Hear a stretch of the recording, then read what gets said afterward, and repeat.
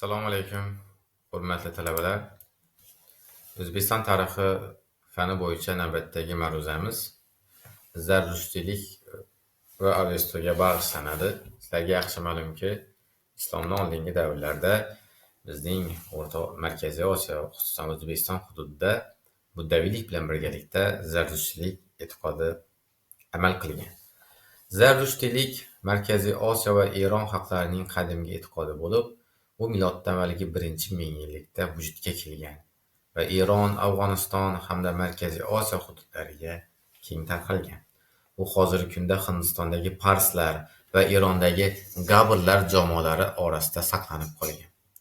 Zardushtiylik eng qadimgi dinlardan biri bo'lib, u Zaratushtraning Ahura Mazdadan qabul qilib olgan ta'limotiga asoslanadi. Zardusht ta'limotining markazida insonning erkin axloqiy tanlovi, ya'ni ezgu fikr, ezgu so'z va amallarni tanlash g'oyasi yotadi. Quyidagi xaritada siz talabalar bugungi kunda Zardushtilik ta'limotiga amal qiluvchi kishilarning geografik joylashuvini ko'rishingiz mumkin. Mana Amerika Qo'shma Shtatlari, Kanada, Avstraliya kabi davlatlarda Zardushtiliklarning salmog'i oz, ammo ularning salmog'i Eron, Afg'oniston va Hindistonda juda ko'plab tashkil qiladi. Mana bizning O'zbekistonda esa bir paytlar 7-asrgacha, 8-asrgacha bo'lgan davrda aholimizning asosiy qismini, 90% dan ko'pchiligini Zardushtilikka e'tiqod qiluvchilar tashkil qilgan bo'lsa, bugungi kunda mana bironta ham Zardushtilik vakili yo'q. E'tiqodning asoslari. Zardushtilik bu dogmatik, ya'ni e'tiqod asoslari qat'iy belgilangan, aniq, rivojlangan ilohiyat tizimiga ega din bo'lib, u Sosoniylar davrida shakllangan. Ahmoylar davrida paydo bo'lgan, ammo mana bu din e'tiqod sifatida bir qolipga solingan sifatida Sosoniylar davrida. Shunga qaramay, Zardushtilikda qat'iy dogmatik tizim to'liq shakllanmagan. Buning sababi bu ta'limotning ratsional, ya'ni aqliy yondoshuviga asoslanganligi bilan izohlanadi. Markaziy g'oyasi yaxshilik va yomonlik o'rtasidagi kurash. Inson o'z fikri, so'zi va amali bilan dunyo adolatiga ta'sir qilishi kerak. Maqsad to'g'ri fikr, to'g'ri so'z orqali yaxshilikni mustahkamlash. Zamonaviy Zardushtiylar o'z e'tiqodini quyidagi 9 asosiy tamoyil shaklida ifodalaydilar. Ular quyidagilardan iborat. Birinchisi Ahura Mazdaga ishonch bo'lsa, keyingisi Zaratushtraga ergashish. Undan keyingisi ruhiy olam mavjud bo'lib, unga ham ishonganlar. Ya'ni bu bizda aytamizki, mana jinlar olami, devlar olami, inson ko'zi bilan ko'rib bo'lmaydigan ruhlar olami mavjudligiga ham Zardushtilar ishongan. U yerda ezgu ruhlar bor, yovuz ruhlar bor.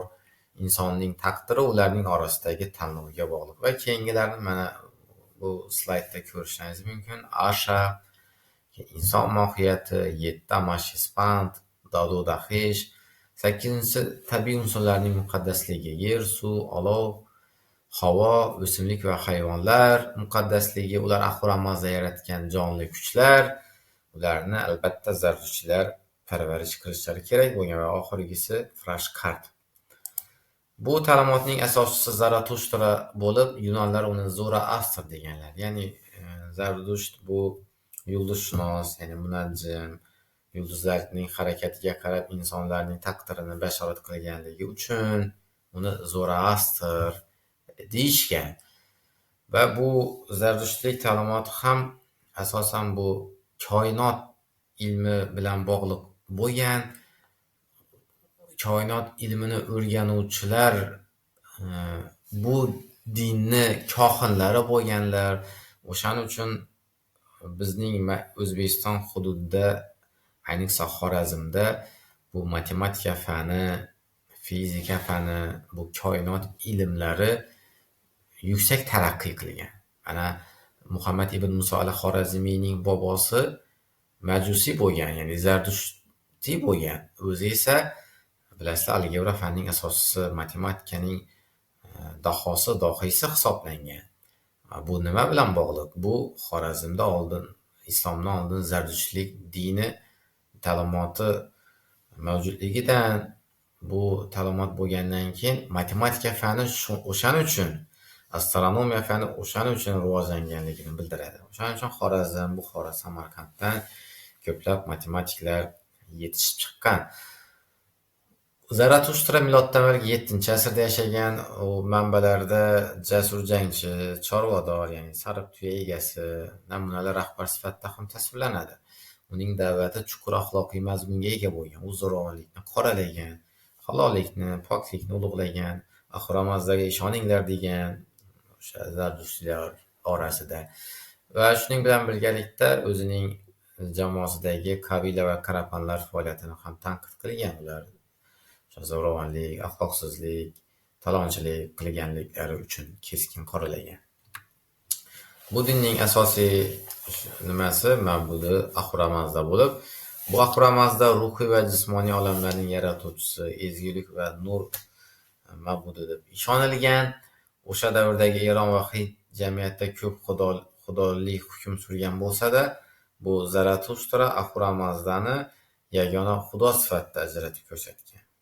Ya'ni politeizm bo'lsa bu ko'p xudolik, monoteizm bo'lsa yakka xudolik bo'lgan. O'shaning uchun tarixchilar, dinlar tarixi bilan shug'ullanuvchilarning ayrimlari bu Zardushtiylik ta'limoti politeizm desa, ya'ni bu yerda xudolar ko'p desa, ayrimlari bu monoteizm deydi. Ya'ni Ahura yagona xudo sifatida ko'rsatilyapti-ku deb, mana shunday qarama-qarshi fikrlar bor. Xo'p, keyingi ikki ruh, asosiy g'oya demak ikki ruh dedik. Dualizm deb nomlanadi bu. Nima deydi? Yaxshi ruh bilan yomon, ezgu ruh bilan yovuz ruh ikkisi urushadi, kurash olib boradi bu hayotda. Shuning uchun asosiy g'oyasi ikki ruh deyiladi. Yaxshi ruhni Spenta deyishadi, yomon ruhni Angra deyishadi. Yaratuvchi va vayronkor ruhlar. Har doim ikkalasi bir-biri bilan qarama-qarshi bo'ladi bular. Oxir oqibatda Spenta, ya'ni ezgu ruh, ya'ni Ahura g'olib chiqadi deb ishoniladi Zardushtlikda. Yovuz ruh Angra Mainyu, ya'ni Ahriman, u Ahura va uning yaratuvchi olamining asosiy dushmani, u vayron qiluvchi, u inson ongini buzuvchi kuch sifatida talqin etiladi.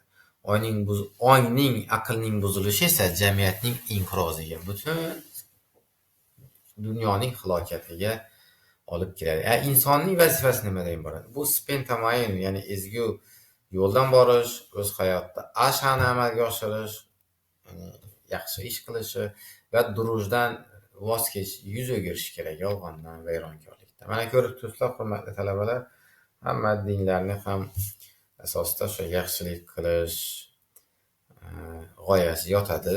Hech qaysi din bir yomonlikka, agar u nima deydi, o'zini ildizdan uzoqlashmagan bo'lsa, u din, hech qaysi din boshlang'ich holatdagi din yovuzlikka, qon to'kishga chaqirmaydi hech kimni, faqatgina ezgulikka chorlaydi.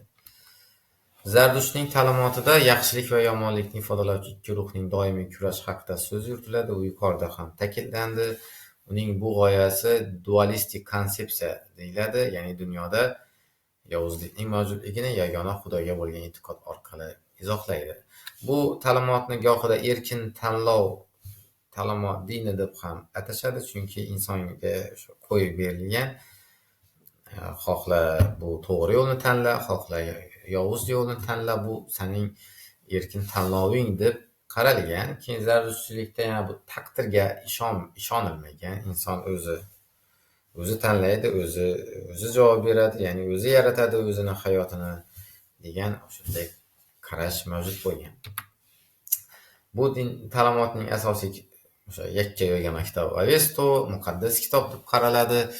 Aslida bu kitob turli davrlarda yozib kelingan, faqat o'sha Sosoniylar davriga kelib birlashtirilgan.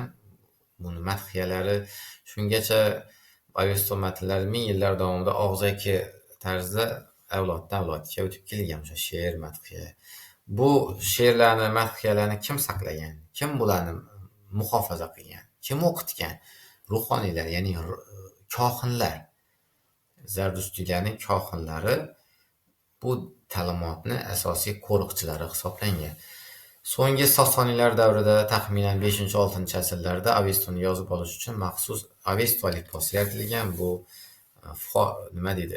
Pahlaviy tili deb nomlanadi. Avestoning eng muhim qismi gad deb nomlanadi. Bu madhiya, ya'ni qanday tushuntirsa bo'ladi? Mana she'r, keyin qo'shiq desak bo'ladi. Avestoda buni madhiya deb nomlanadi.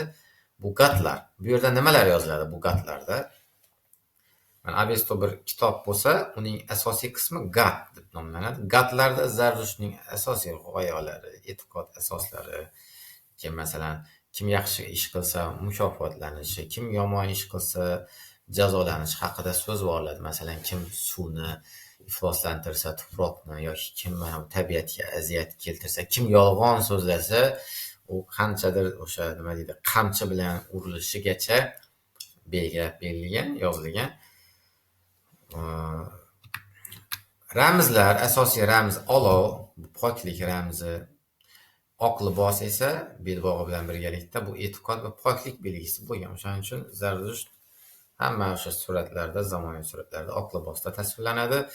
Sizlarga eslatib o'tadigan bo'lsam, arablar istilosi davrida arablarga, musulmonlarga qarshi bilasizlar, Movaroun Nahrda Muqanna qo'zg'oloni bo'lgan va Muqanna o'zining izdoshlariga qanday kiyim kiyishni buyurgan?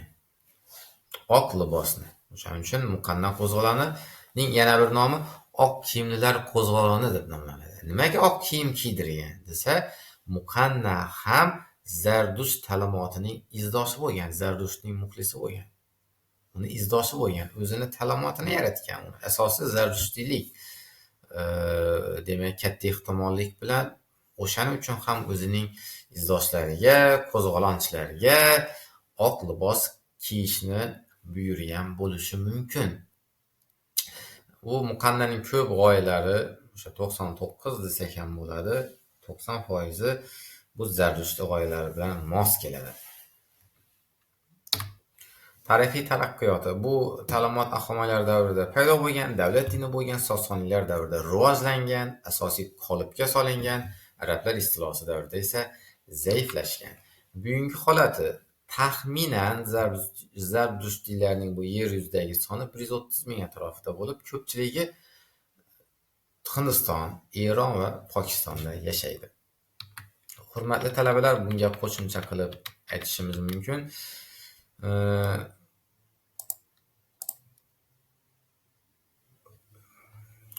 Diniy marosimlari, mana dafn marosimlarini qo'shimcha qilishimiz mumkin. Nimaga dafn marosimlari? Chunki biron bir dinni yaxshi tushunish uchun, ayniqsa u qadimgi din bo'lsa, bugungi kungacha masalan deyarli yetib kelmagan bo'lsa, buni dafn marosimlariga qaraladi. Dafn marosimlari o'zida juda katta ma'lumotlarni saqlab yotadi. Zardushtilikka ko'ra, inson vafot etar ekan, uning murdasi, o'likning murdasi ustida quyidagicha amaliyot bajarilgan. Uning terisi shilib olingan, ya'ni eti shilib olingan suyagidan va maxsus parvarishlangan itlarga va qushlarga yem qilingan. Bu haqida tarixiy manbalar yetarlicha. Osorul Baqiya Beruniyning, keyin Nashaxiyning tarixi, Buxoro tarixi asarida bu haqida ma'lumotlar bor. Va suyaklari maxsus idishlarda, sandiqlarda saqlangan. Bu sandiqlar ostodon asvari deb nomlangan. Yerga ko'milmagan insonning tanasi, suvga tashlanmagan, yoqib yuborilmagan, chunki ular olov, yer, suv, havo bilan muqaddas bo'lganligi uchun yerdan izolyatsiya qilish maqsadida, ya'ni tuproqdan boshqa o'sha olovdan, nimalardan ajratish uchun maxsus idishlarda saqlangan. Bu suyaklar, bu ostodonlar arxeologlar tomonidan Xorazm, Buxoro va Samarqand hududlarida juda ko'plab topilgan. Endi Zardushtilik diniga har xil qarovchilar bor. Ko'plab manbalarda e'tirof etilsa, ayrim manbalarda, xususan Ibrohim Beruniyda Zardusht shaxsiyatiga o'ta keskin tanqidiy qarash ham bor. Shu bilan, hurmatli talabalar, bugungi Zardushtilik va Avestoga bag'ishlangan ma'ruzamiz tugadi. E'tiborlaringiz uchun tashakkur.